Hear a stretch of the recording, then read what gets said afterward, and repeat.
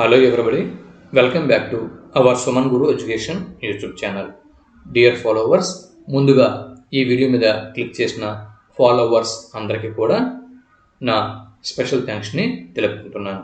Dear followers, మీరు ఒకవేళ ఏపీపీఎస్సికి కానీ లేదా టీజీపీఎస్సికి కానీ తెలంగాణ రాష్ట్రంలో ఉన్నవారైతే తెలంగాణ పబ్లిక్ సర్వీస్ కమిషన్కు, ఆంధ్రప్రదేశ్ రాష్ట్రంలో ఉన్నవారైతే ఆంధ్రప్రదేశ్ పబ్లిక్ సర్వీస్ కమిషన్కు ప్రిపేర్ అవుతూ ఉంటారు. సో ఏపీపీఎస్సి, టీజీపీఎస్సి వారు కండక్ట్ చేసే గ్రూప్ 1, గ్రూప్ 2, ఎండోమెంట్ ఆఫీసర్స్, అలాగే junior college lecturers, degree college lecturers, ఇటువంటి పోటీ పరీక్షలకి ఇండియన్ జియోగ్రఫీ అనేది ఉంటుంది.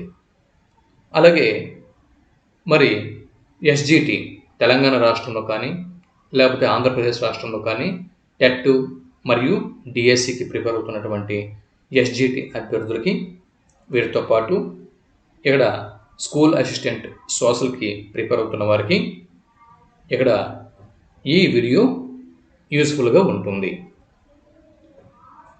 మనం ఈ వీడియో ద్వారా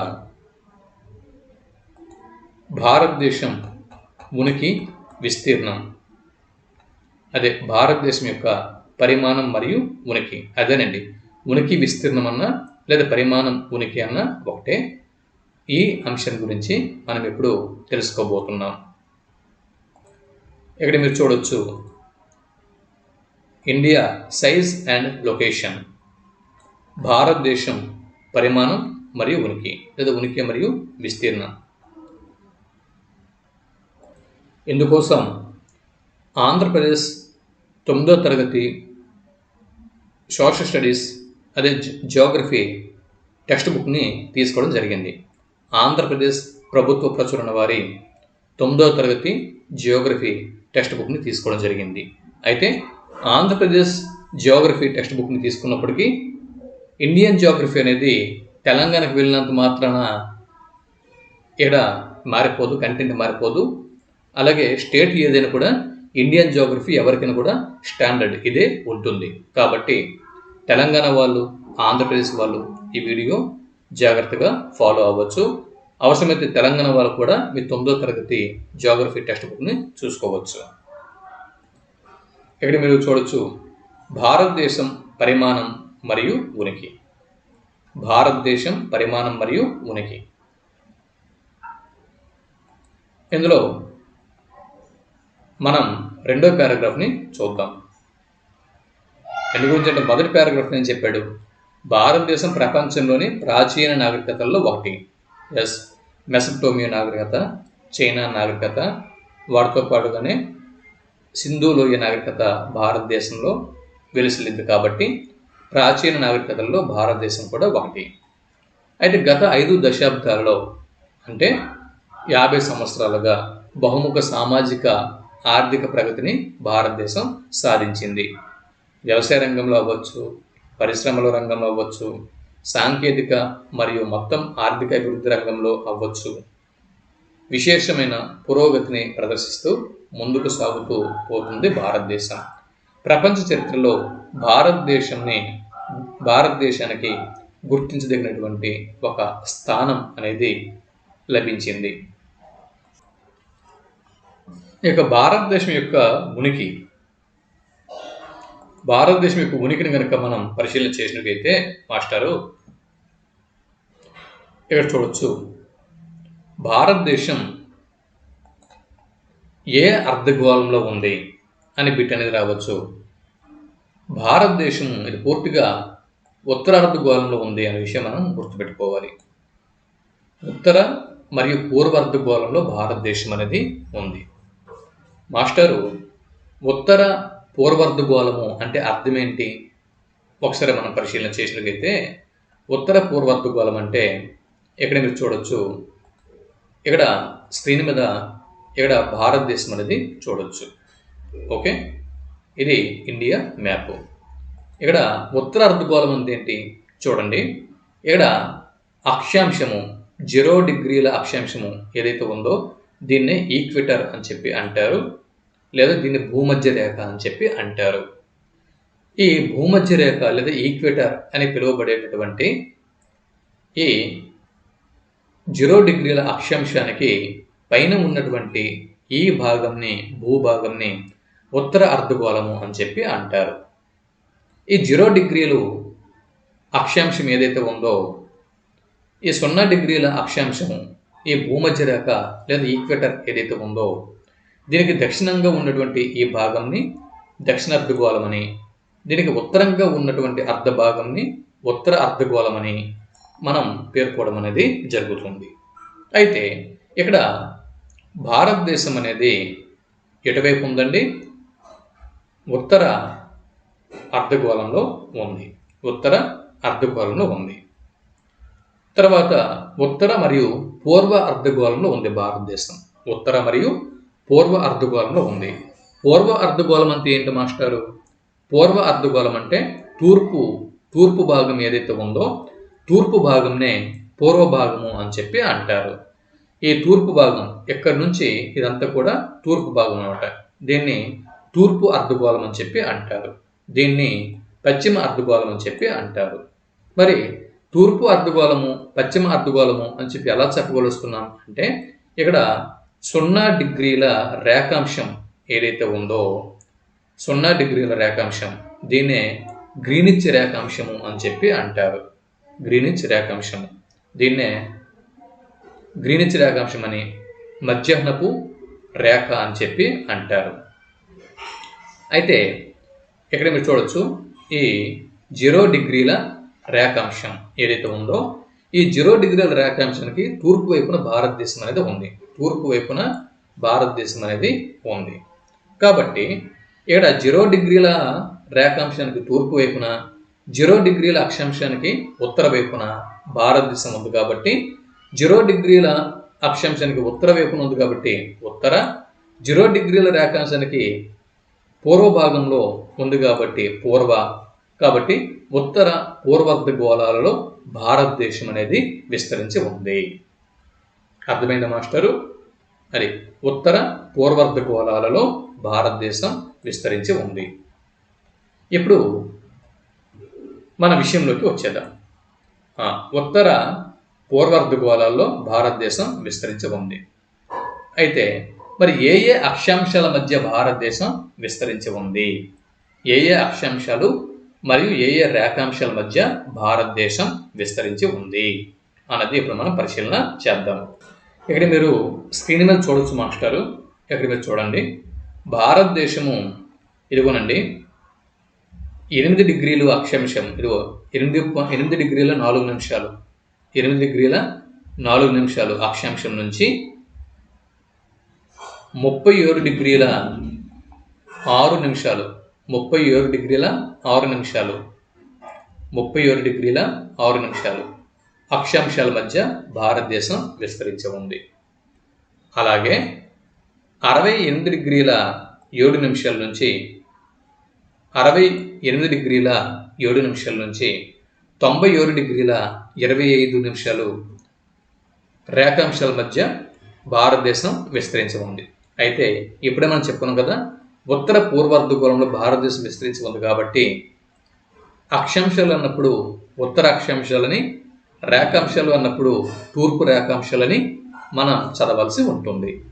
ఓకే, ఇప్పుడు చెప్పండి, భారతదేశము ఏ ఏ అక్షాంశాల మధ్య విస్తరించి ఉంది అంటే 8 డిగ్రీల 4 నిమిషాలు నుంచి 37 డిగ్రీల 6 నిమిషాలు ఉత్తర అక్షాంశాలు మధ్య, మరియు 68 డిగ్రీల 7 నిమిషాలు నుంచి 97 డిగ్రీల 25 నిమిషాలు తూర్పు రేఖాంశాల మధ్య భారతదేశం విస్తరించి ఉంది.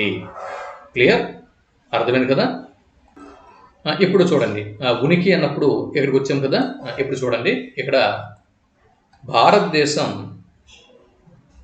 చూడండి 8 డిగ్రీల 4 నిమిషాల ఉత్తర అక్షాంశం నుంచి 37 డిగ్రీల 6 నిమిషాల ఉత్తర అక్షాంశాల వరకు, 68 డిగ్రీల 7 నిమిషాల తూర్పు రేఖాంశం నుంచి 97 డిగ్రీల 25 నిమిషాలు తూర్పు రేఖాంశాల మధ్య భారతదేశం విస్తరించి ఉంది. బిట్ రావచ్చు, ఏ ఏ అక్షాంశాలకు ఏ ఏ రేఖాంశాలకు మధ్య భారతదేశం విస్తరించి ఉంది అంటే ఇది ఇక్కడ మీరు జవాబు గుర్తించాల్సి ఉంటుంది.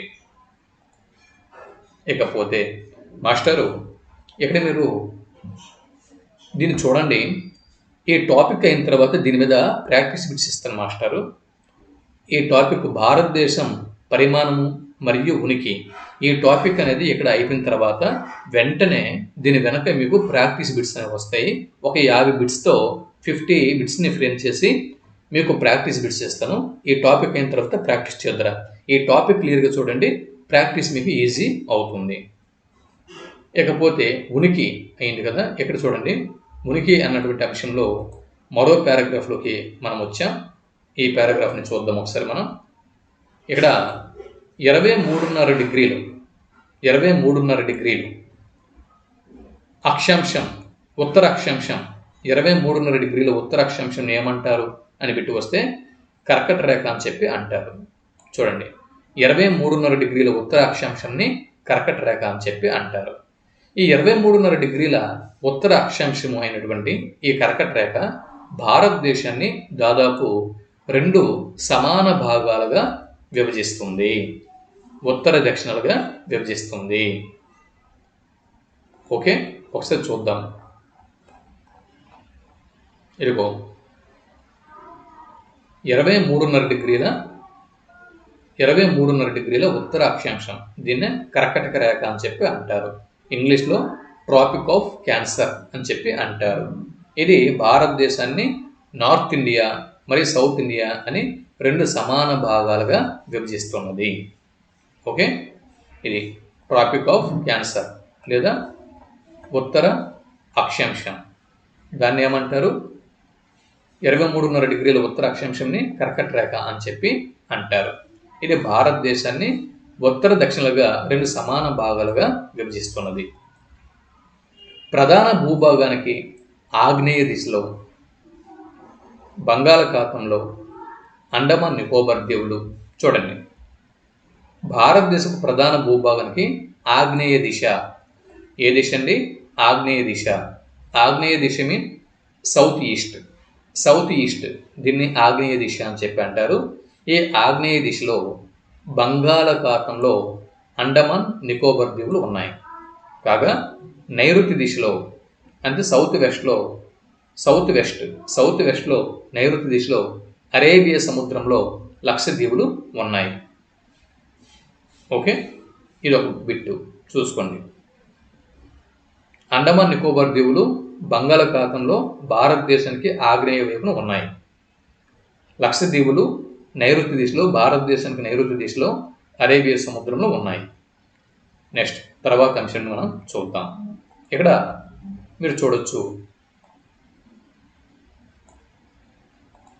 భారతదేశానికి లేదా ఇండియన్ యూనియన్కి దక్షిణాన ఉన్నటువంటి చిట్ట చివరి ప్రాంతము ఏదండి? ఇందిరా పాయింట్. భారతదేశానికి దక్షిణాన చిట్ట చివరి ప్రాంతం ఏది అని బిట్టు వస్తే ఇందిరా పాయింట్. అయితే ఇది 2004 సంవత్సరంలో సునామీలో సముద్రపు నీటిలో మునిగిపోయింది. అయితే బిట్ అనేది ఇక్కడ రావచ్చు. 2004 సంవత్సరపు సునామీలో సముద్రపు నీటిలో మునిగిపోయిన భారతదేశపు దక్షిణపు చిట్ట చివరి ప్రాంతం ఏది అని బిట్టు వస్తే ఇందిరా పాయింట్ అని జవాబు గుర్తించాల్సి ఉంటుంది. ఇకపోతే భారతదేశం యొక్క పరిమాణాన్ని చూద్దాం. భారతదేశం యొక్క పరిమాణం. భారతదేశం చూడండి, భారతదేశపు భూభాగము యొక్క విస్తీర్ణము మీద బిట్ అడిగితే 3.28 మిలియన్ చదరపు కిలోమీటర్లు అనే విషయం మనం గుర్తుపెట్టుకోవాల్సి ఉంటుంది. లేదా 32.8 లక్షల చదరపు కిలోమీటర్లు అనే విషయం మనం గుర్తుపెట్టుకోవాల్సి ఉంటుంది. మిలియన్లలో అడిగితే 3.28 మిలియన్లు. 3.28 మిలియన్లు. 1 మిలియన్ అంటే 10 లక్షలు. 10 lakhs ఈజ్ ఈక్వల్ 1 మిలియన్. కాబట్టి ఇక్కడ 3.28 మిలియన్ చదరపు కిలోమీటర్లు. మీకు బిట్లో కన్ఫ్యూజ్ చేయడానికి అడుగుతాడు. 3.28 మిలియన్ చదరపు కిలోమీటర్లు లేదు 3.28 మిలియన్ కిలోమీటర్లు అని చెప్పి అడుగుతాడు. మిలియన్ కిలోమీటర్ల, మిలియన్ చదరపు కిలోమీటర్ల, లేదా బిలియన్ చదరపు కిలోమీటర్ల, బిలియన్ కిలోమీటర్ల, మిలియన్లు, బిలియన్లు, కిలోమీటర్లు, చదరపు కిలోమీటర్లు, ఇలా బిట్ అనేది కన్ఫ్యూజ్ చేస్తుంది. కాబట్టి చూడండి, మిలియన్లలో అడిగితే 3.28 మిలియన్ చదరపు కిలోమీటర్లు. అది విస్తీర్ణం ఎప్పుడు కూడా చదరపు కిలోమీటర్లలో చెప్తారు, కిలోమీటర్లు చెప్పరు. కిలోమీటర్లు పొడవుని వెడల్పుని చెప్తా తప్పించి పొడవు లేదా వెడల్పు, వెడల్పు అయితే మీటర్లు, పొడవు అంతే కిలోమీటర్లు చెప్తారు పొడవుని. కానీ విస్తీర్ణం అన్నప్పుడు చదరపు కిలోమీటర్లు వస్తాయి. ఓకే, చదరపు కిలోమీటర్లు వస్తాయి.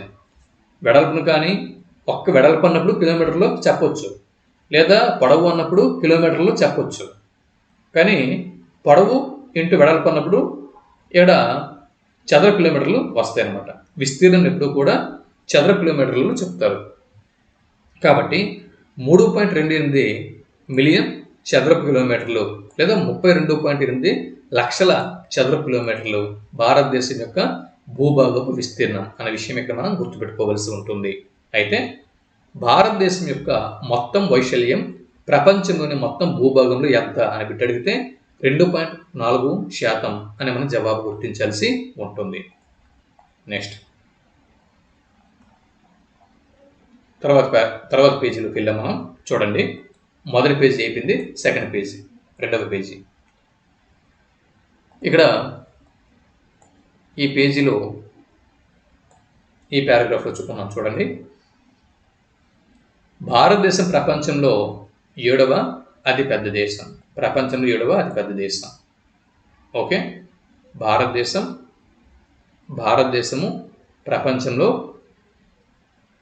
విస్తీర్ణ పరంగా, భౌగోళిక విస్తీర్ణ పరంగా 7వ అతిపెద్ద దేశం. మరి భారతదేశం కంటే 6 పెద్ద దేశాలు ఏవి? 7వ అతి పెద్ద దేశం భారతదేశం అయినప్పుడు మరి భారతదేశం కంటే ముందు 6 పెద్ద దేశాలు ఉండాలి కదా. అవే మొదటి స్థానంలో రష్యా ఉంటుందండి. ఫస్ట్ ప్లేస్ రష్యా తర్వాత కెనడా తర్వాత చైనా తర్వాత అమెరికా తర్వాత బ్రెజిల్ తర్వాత ఆస్ట్రేలియా. ఇక్కడ మీరు చూడొచ్చు, ముందు రష్యా పెద్ద దేశం, రష్యా తర్వాత కెనడా తర్వాత అమెరికా తర్వాత చైనా తర్వాత బ్రెజిల్ తర్వాత ఆస్ట్రేలియా, తర్వాత ఇండియా 7వ స్థానంలో ఉంది.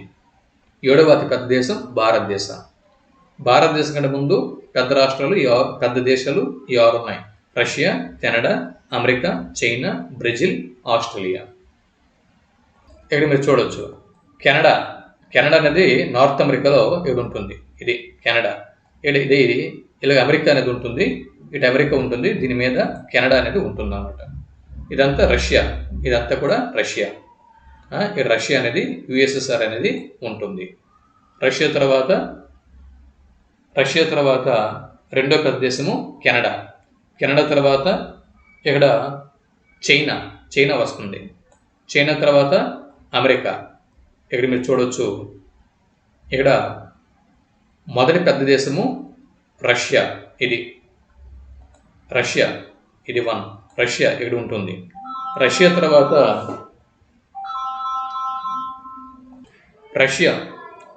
తర్వాత ఇక్కడ కెనడా ఉంది. కెనడా తర్వాత 3వ అతిపెద్ద దేశము చైనా తర్వాత 4వ పెద్ద దేశము అమెరికా తర్వాత ఇక్కడ బ్రెజిల్ అనేది ఉంటుంది. Brazil south America. బ్రెజిల్ తర్వాత ఇక్కడ ఆస్ట్రేలియా ఉంది. దాని తర్వాత ఇండియా 7th ప్లేస్లో ఉంది. ఇది ఇప్పుడు విషయంలోకి వచ్చినట్లయితే చూడండి, భారతదేశం ప్రపంచంలో 7వ అతి పెద్ద దేశము. భారతదేశం దాదాపు 15,200 కిలోమీటర్ల భూ సరిహద్దును కలిగి ఉంది. భూ సరిహద్దు అంటే ఏంటండి? భారతదేశానికి ఉన్న భూ సరిహద్దు పొడవు ఎంత? 15,200 కిలోమీటర్లు. చూడండి, ఇక్కడ మళ్ళా మిలియన్ చదరపు కిలోమీటర్ల అని కన్ఫ్యూజ్ అవ్వకండి. 15,200 కిలోమీటర్లు చూసుకోండి. పొడవు అన్నప్పటికీ ఇది కిలోమీటర్లు. భారతదేశము దాదాపు 15,200 కిలోమీటర్ల పొడవైన భూ సరిహద్దుని కలిగి ఉంది. పొడవు అన్నప్పుడు కిలోమీటర్లు వస్తాయి, మరి చదరపు కిలోమీటర్లు రావు. ఓకేనా? తర్వాత మిలియన్స్ ఇక్కడ రావు, కిలోమీటర్లు మాత్రమే. 15,200 కిలోమీటర్లు భూ సరిహద్దుని కలిగి ఉంది. భూ సరిహద్దు అంటే ఏంటి? భూ సరిహద్దు అంటే మన భారతదేశానికి చుట్టూ ఉన్నటువంటి దేశాలతో ఉన్నటువంటి బార్డర్ అని అర్థం. బార్డర్ ఏరియా అని చెప్పి అర్థం. ఇక్కడ గుజరాత్ నుంచి, ఇక్కడ మీరు చూస్తే ఇక్కడ గుజరాత్ నుంచి ఇదిగో ఇటు పాకిస్తాన్ ఉంది, దాని మీద ఆఫ్ఘనిస్తాన్ ఉంది, ఇటు పక్క చైనా ఉంది, నేపాల్ ఉంది, భూటాన్ ఉంది, బంగ్లాదేశ్, మయన్మార్ ఇలా ఉన్నాయి కదా. ఈ దేశాలతో భారతదేశానికి ఉన్నటువంటి బోర్డర్ని, ఈ సరిహద్దుని దీన్నే భూ సరిహద్దు అని చెప్పి పేర్కొంటారనమాట. ఇది భూ సరిహద్దు. ఓకే, దీన్ని భూ సరిహద్దు అని చెప్పి పేర్కోవడం జరుగుతుంది. అయితే భారతదేశానికి ఈ విధమైనటువంటి భూ సరిహద్దు పొడవు 15,200 కిలోమీటర్లు భూ సరిహద్దు పొడవు. ఇకపోతే తీర ప్రాంతం మొత్తం పొడవు 7,516.6 కిలోమీటర్లు. ఓకే, 7,516.6 కిలోమీటర్లు తీర ప్రాంతం.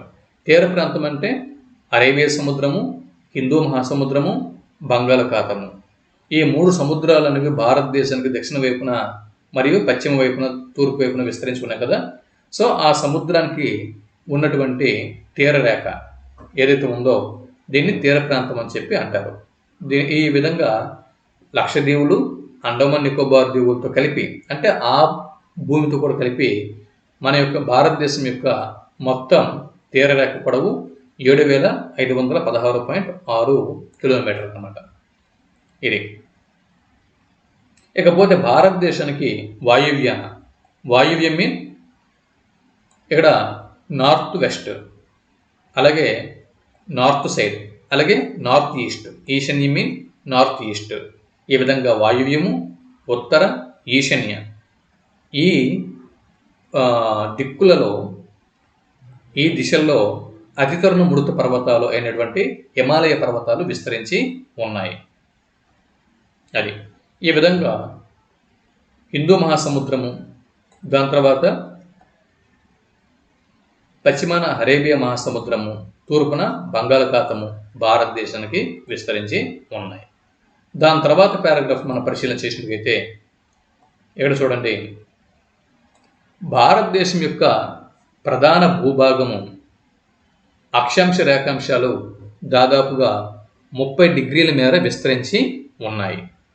అయినప్పటికీ తూర్పు పశ్చిమ విస్తరణ ఉత్తర దక్షిణ విస్తీర్ణం కంటే చిన్నదిలా కనిపిస్తుంది, కానీ చిన్నది కాదు.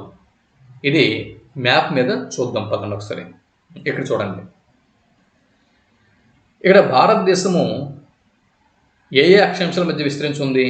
8 డిగ్రీల 4 నిమిషాల నుంచి 37 డిగ్రీల 6 నిమిషాలు ఉత్తర అక్షాంశాల మధ్య విస్తరించి ఉంది. అయితే మొత్తము 8 డిగ్రీల నుంచి 37 డిగ్రీలు అంటే ఎన్ని అక్షాంశాలు అయినాయి? 30 అక్షాంశాలు అయినాయి. ఇవి 30 అక్షాంశాలు. అలాగే ఇక్కడ చూడండి, 68 డిగ్రీల 7 నిమిషాల నుంచి 97 డిగ్రీల 25 నిమిషాలు అంటే ఇక్కడ మొత్తం ఎన్ని రేఖాంశాలు అయినాయి? 30 రేఖాంశాలు అయినాయి. సో దాదాపుగా ఉత్తర దక్షిణాలుగా కూడా 30 అక్షాంశాల మధ్య, అలాగే పశ్చిమ తూర్పు దిశలుగా 30 రేఖాంశాల మధ్య భారతదేశం విస్తరించి ఉన్నప్పటికీ ఇటు 30 డిగ్రీలు, అటు కూడా 30 డిగ్రీలే. తూర్పు పడమరలుగా కూడా 30 డిగ్రీలే, ఉత్తర దక్షిణాలుగా కూడా 30 డిగ్రీలే. అయినప్పటికీ కూడా ఈ తూర్పు పశ్చిమల ఈ విస్తీర్ణం ఏదైతే ఉందో, ఈ తూర్పు పశ్చిమల యొక్క విస్తీర్ణము ఈ ఉత్తర దక్షిణాల విస్తీర్ణం కంటే తక్కువలాగా మనకు కనిపిస్తుంది. తక్కువలా కనిపిస్తుంది కానీ తక్కువేం కాదు. ఇది 30 డిగ్రీలు రేఖాంశాల మధ్య విస్తరించి ఉంది, ఇది కూడా 30 డిగ్రీల అక్షాంశాల మధ్య విస్తరించి ఉంది అని చెప్పి ఇక్కడ పేర్కోవడం అనేది జరిగింది. అది ఇకపోతే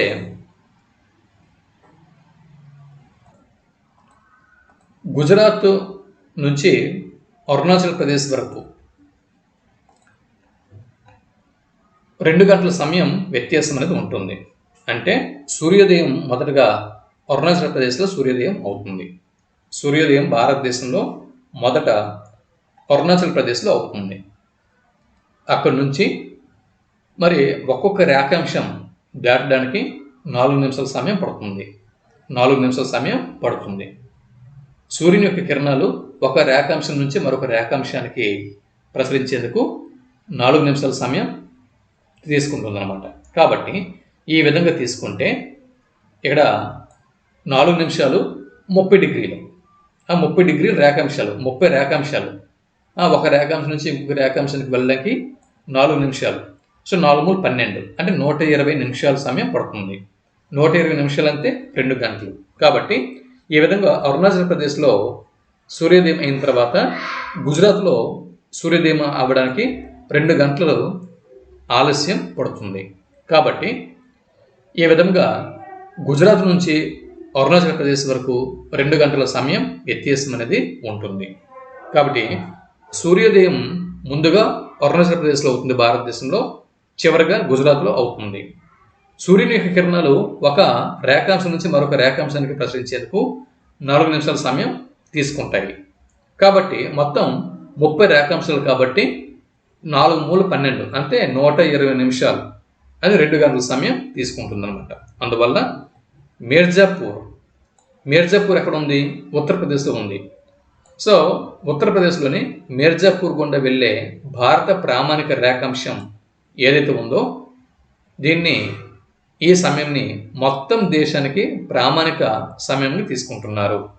భారతదేశపు ప్రామాణిక రేఖాంశం ఏది అని బిట్టడిగితే భారతదేశపు ప్రామాణిక రేఖాంశం 82.5 డిగ్రీలు తూర్పు రేఖాంశం అని జవాబు గుర్తించాల్సి ఉంటుంది.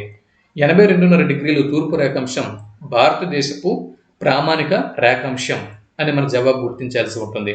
ఇది ఉత్తరప్రదేశ్లోని మీర్జాపూర్ మీదుగా, అలాగే ఆంధ్రప్రదేశ్ రాష్ట్రంలోని కాకినాడ మీదుగా ఇది పోతుంది. చూడండి, ఇక్కడ మీర్జాపూర్, ఇక్కడ ఉత్తరప్రదేశ్లోని మీర్జాపూర్, అలాగే ఆంధ్రప్రదేశ్లోని కాకినాడ, ఈ 2 పట్టణాల మీదుగా ఈ 82.5 డిగ్రీలు తూర్పు రేఖాంశం భారతదేశపు ప్రామాణిక రేఖాంశం వెళ్తుంది అనే విషయం మనం ఇక్కడ గుర్తుపెట్టుకోవాల్సి ఉంటుంది. అలాగే దక్షిణం నుంచి ఉత్తరం వైపుకు వెళ్ళే కొలది అక్షాంశాల విస్తీర్ణ పగలు రాత్రి వ్యవధిని ప్రభావితం చేస్తుంది అనే విషయం కూడా ఇక్కడ మనం గుర్తుపెట్టుకోవాల్సి ఉంటుంది. ఇకపోతే ఇక్కడ మీరు చూడొచ్చు భారతదేశము మరియు ప్రపంచం. తూర్పు పశ్చిమ ఆసియా మధ్య కేంద్ర స్థానంలో భారత భూభాగం ఉంది. భారతదేశము ఆసియా ఖండానికి దక్షిణ దిశలో విస్తరించి ఉంది. ఇదొక బిట్టు.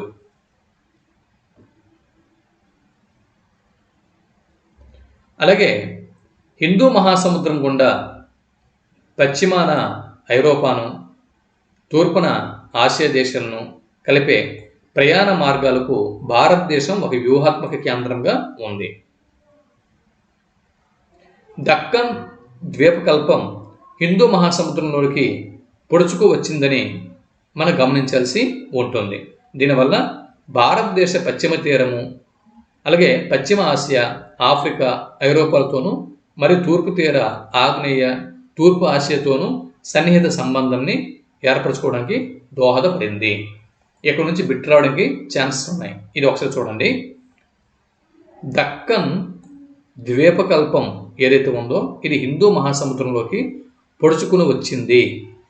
దక్కన్ పీఠభూమి లేదా ద్వీపకల్ప పీఠభూమి హిందూ మహాసముద్రంలోకి పొడుచుకుని వచ్చింది కాబట్టి దీనివల్ల పశ్చిమ తీర, పశ్చిమ ఆసియా, ఆఫ్రికా, ఐరోపాలతోనూ మరియు తూర్పు తీరంలోని ఆగ్నేయ, తూర్పు ఆసియా దేశాలతోనూ సన్నిహిత సంబంధాన్ని ఏర్పరచుకోవటానికి ఇది దోహదపడుతూ ఉన్నది అనే విషయం మనం గుర్తుపెట్టుకోవాల్సి ఉంటుంది.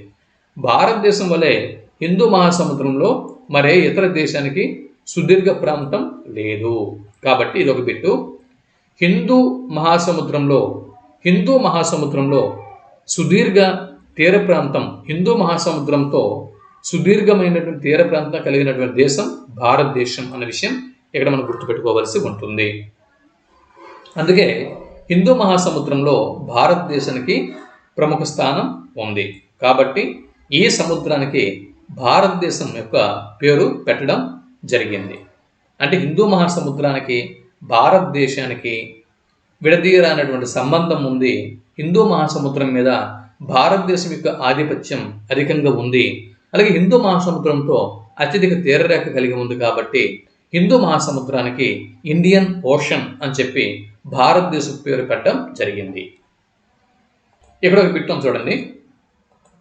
1869 సంవత్సరంలో సూయజ్ కాలువ అందుబాటులోకి రావటం వల్ల ఐరోపా నుంచి భారతదేశానికి 7,000 కిలోమీటర్ల దూరం తగ్గింది. ఇది ఒక బిట్. ఇక్కడ మీరు పటంలో చూడండి. భారతదేశానికి అంతర్జాతీయ వాణిజ్య వ్యాపార రహదారులని ఒకసారి మీరు స్టడీ చేయండి. వీటిని ఒకసారి మీరు స్టడీ చేయండి. తర్వాత నేను ప్రాక్టీస్ బిట్స్లలో వీటిని కవర్ చేస్తాను, బిట్స్ రూపంలో ఇస్తాను. ఒకసారి ఈ మ్యాప్ని మీరు ఒక 2-3 నిమిషాలు స్టడీ చేయండి. చూడండి. ఇకపోతే బయట ప్రపంచంతో భారతదేశం యొక్క సంబంధాలు అనేక యుగాలుగా కొనసాగుతూ వస్తున్నాయి. సముద్ర మార్గాల ద్వారా కంటే భూ మార్గాల ద్వారా ఏర్పడిన సంబంధాలు చాలా ప్రాచీనమైనవి. ఉత్తరాన పర్వతాల మధ్య ఉన్న అనేక వనములు, పర్వతాల మధ్య ఉండేటటువంటి అనేక వనములు ప్రాచీన కాలం నుంచి ప్రయాణికులకు మార్గాలుగా ఉపయోగపడుతూ వస్తున్నాయి. కానీ సముద్ర మార్గాలు చాలా కాలం పాటు అలాంటి చర్యలను నిరోధించాయి. ప్రాచీన కాలం నుంచి భావాలు, వస్తు మార్పిడి ఈ మార్గాల ద్వారా జరిగాయి. ఉపనిషత్తులు, రామాయణాలు, వాటి యొక్క ఉపనిషత్తులు, రామాయణాల యొక్క సందేశాలు, పంచతంత్ర కథలు, భారతీయ సంఖ్యమానం మరియు దశాంశ పద్ధతి ప్రపంచంలోని అనేక ఇతర ప్రాంతాలకు మనం చేరవేయగలిసాం. అలాగే సుగంధ ద్రవ్యాలు, మస్లిన్ వస్త్రములు మరియు ఇతర సరుకులు భారతదేశం నుంచి వివిధ దేశాలకి తీసుకువెళ్ళబడ్డాయి. ఇంకోవైపు పశ్చిమాసియాలోని గ్రీకు వాస్తుశిల్పగల పద్ధతులైన గుమ్మట్టం మరియు మినరేట్లు మన భారతదేశంలోని వివిధ ప్రాంతాల్లో కనిపిస్తాయి. ఇకపోతే దక్షిణాసియాలో భారతదేశం ఒక వ్యూహాత్మక స్థానాన్ని ఆక్రమించి ఉంది. దక్షిణ ఆసియా ఖండంలో ఒక వ్యూహాత్మకమైన స్థానాన్ని ఆక్రమించి ఉన్న దేశం భారతదేశం. భారతదేశంలో రాష్ట్రాల సంఖ్య 28 రాష్ట్రాలు మరియు 8 కేంద్రపాలిత ప్రాంతాలు ఉన్నాయి. భారతదేశంలో 28 రాష్ట్రాలు మరియు 8 కేంద్రపాలిత ప్రాంతాలు ఉన్నాయి. కేంద్రపాలిత ప్రాంతాలు 8 కేంద్రపాలిత ప్రాంతాలు ఏవి అంటే ఇక్కడ 2 ఉన్నాయి. లడఖ్ మరియు జమ్మూ కాశ్మీర్, ఇవి 2 కేంద్రపాలిత ప్రాంతాలు. ఓకే, యూనియన్ టెరిటరీస్ లడఖ్ మరియు జమ్మూ కాశ్మీర్. అలాగే ఇక్కడ డామన్ డయ్యూ మరియు దాద్రా నగర్ హవేలీ ఇక్కడ ఉన్నాయి. డామన్ డయ్యూ మరియు దాద్రా నగర్ హవేలీ ఇవి 2 యూనియన్ టెరిటరీస్. 1, 2, 2, 3, 4 కేంద్రపాలిత ప్రాంతాలు. అలాగే ఢిల్లీ 5 కేంద్రపాలిత ప్రాంతాలు. తర్వాత పుదుచ్చేరి 5 కేంద్రపాలిత ప్రాంతాలు అక్కడ మనం చూసాము, ఇక్కడ చూడండి. తర్వాత పుదుచ్చేరి 6 కేంద్రపాలిత ప్రాంతాలు. దాని తర్వాత ఏంటంటే లక్షద్వీపులు 7 కేంద్రపాలిత ప్రాంతాలు. చివరగా అండమాన్ నికోబార్ దీవులు మొత్తంగా ఓవరాల్గా 8 కేంద్రపాలిత ప్రాంతాలు. వీటినే యూనియన్ టెరిటరీస్ అని చెప్పి అంటారు. అవునా, వీటిని యూనియన్ టెరిటరీస్ అని చెప్పి అంటారు. అయితే పుదుచ్చేరికి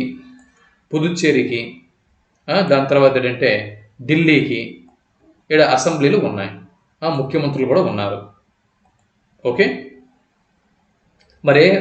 మిగిలినవన్నీ కూడా కేంద్రపాలిత ప్రాంతాలు. కానీ ఇక్కడ యూనియన్ టెరిటరీస్లో ఢిల్లీ మరియు పుదుచ్చేరికి అసెంబ్లీలు, ముఖ్యమంత్రులు ఉన్నారు. ఈ విషయం మనం గుర్తుపెట్టుకోవాలి. కాబట్టి ఈ విధంగా 28 రాష్ట్రాలు మరియు 8 కేంద్రపాలిత ప్రాంతాలు భారతదేశంలో ఉన్నాయి. ఇకపోతే భారతదేశం తన యొక్క భూ సరిహద్దుని వాయువ్యంలో పాకిస్తాన్ మరియు ఆఫ్ఘనిస్తాన్తో పంచుకుంటుంది. అలాగే ఉత్తరాన చైనా భూభాగమైనటువంటి టిబెట్తో భూభాగంని పంచుకుంటుంది. అలాగే నేపాల్తో భూభాగం పంచుకుంటుంది, అలాగే భూటాన్తో భూభాగం పంచుకుంటుంది. మరి తూర్పు వైపున వస్తున్నప్పటికీ మయన్మార్ బంగ్లాదేశ్తో భూభాగం పంచుకుంటుంది. అలాగే దీనికి శ్రీలంక మరియు మాల్దీవులు అనేటటువంటి 2 ద్వీప దేశాలు కూడా భారతదేశాన్ని అనుకుని ఉన్నాయి. ఇవి సముద్రం మీదుగా భారతదేశానికి దక్షిణాన ఉన్నటువంటి పొరుగు దేశాలు. వీటన్నిటికీ కూడా భూ సరిహద్దులు ఉన్నాయి. కానీ శ్రీలంక మరి మాల్దీవులకు మాత్రం ఇక్కడ సముద్రం మీదుగా మనకి ఈ పొరుగు దేశాలుగా వీటిని మనం పేర్కోవచ్చు. ఇక్కడ చూడండి, 1947కి ముందు అంటే భారతదేశానికి స్వాతంత్రం రాకముందు 1947వ సంవత్సరంలో భారతదేశంలో 2 రకాల రాష్ట్రాలు ఉన్నాయి. అవి ప్రావిన్స్లు. అంటే ప్రావిన్స్లు అంటే బ్రిటిష్ పాలిత ప్రాంతాలు మరియు స్వదేశీ సంస్థానాలు. ప్రావిన్స్లు వైస్రాయ్ల చేత నియమింపబడిన బ్రిటిష్ అధికారులతో నేరుగా పరిపాలింపబడేవి. స్వదేశీ సంస్థానాలను స్థానిక వంశపారపర్యం పాలకులు పరిపాలించేవారు. వారికి స్థానిక స్వయం ప్రతిపత్తి ఇచ్చినందుకు గాను వారు బ్రిటిష్ వారి సార్వభౌమత్వాన్ని అంగీకరిస్తూ వచ్చారు. ఇది ఒకసారి మీరు చూసుకోండి. దాని తర్వాత ఇంకా ఫైనల్గా పరిశీలన చేస్తే పాక్ జలసంధి మన్నార్ సింధు శాఖ ద్వారా ఏర్పడిన సన్నని సముద్ర కాలువ శ్రీలంకను భారతదేశం నుంచి వేరు చేస్తూ ఉన్నది. చూడండి, శ్రీలంకని భారతదేశంతో వేరు చేస్తున్నవి పాక్ జలసంధి మరియు మన్నార్ సింధు శాఖ. ఇది ఒక బిట్టు. అలాగే లక్షద్వీపులకు మాల్దీవులు దక్షిణ వైపున ఉన్నాయి అన్న విషయం ఇక్కడ మనం గుర్తుపెట్టుకోవాలి. భారతదేశానికి తన పొరుగున్న దేశాలతో బలమైన భౌగోళిక చారిత్రక సంబంధాలు ఉన్నాయి. మీ అట్లాస్లో ఆసియా భౌతిక పటాన్ని చూడండి. భారతదేశం మిగిలిన ఆసియా నుంచి ఎలా దూరంగా ఉందో గమనించండి అని చెప్పన్నాడు. ఇకపోతే స్కూల్ భువన్ అనేది దేశంలోని సహజ వనరులు, పర్యావరణం మరియు సుస్థిర అభివృద్ధితో వారి పాత్ర గురించి విద్యార్థుల్లో అవగాహన తీసుకురావడానికి పటాల ఆధారిత అభ్యసనాన్ని అందించే పోర్టల్. చూడండి, బిట్టు మనకు రావచ్చు. స్కూల్ భువన్ అనేది ఒక portal, web portal. School Bhuvan అనేది ఒక వెబ్ పోర్టల్. ఇది దేని గురించి? ఈ వెబ్ పోర్టల్ యొక్క ఉద్దేశం ఏంటి? దేశంలోని సహజ వనరులు మరియు పర్యావరణము, అలాగే సుస్థిర అభివృద్ధి, వారి పాత్ర గురించి విద్యార్థుల్లో అవగాహన తీసుకురావడానికి పటాల ఆధారిత అభ్యసనాన్ని అందించేందుకు రూపొందించబడినటువంటి పోర్టల్. దీన్ని ఎన్సిఈఆర్టీ విద్యా ప్రణాళిక ఆధారంగా ఇస్రో సౌజన్యంతో రూపొందించడం జరిగింది. దాని యొక్క వెబ్సైటు ఇలా ఉంది. ఇది ఓకే. ఇక్కడితో మనం ఏం పూర్తి చేసుకున్నాం అంటే భారతదేశము పరిమాణం మరియు ఉనికి పూర్తి చేసుకోవడం జరిగింది. వీటి యొక్క ప్రాక్టీస్ బిట్స్ని వెంటనే 24 గంటలు మీ ముందు పెడుతున్నా. అంతవరకు దీన్ని స్టడీ చేస్తూ ఉండండి. జై హింద్.